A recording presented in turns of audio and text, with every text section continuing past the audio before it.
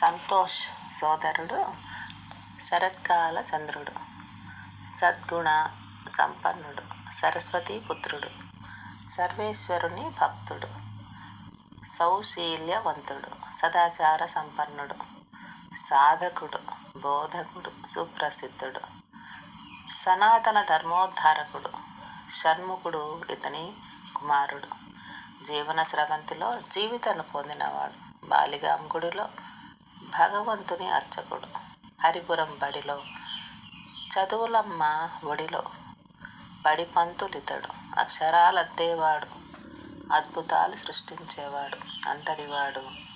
అతడి జన్మదినము ఈనాడు.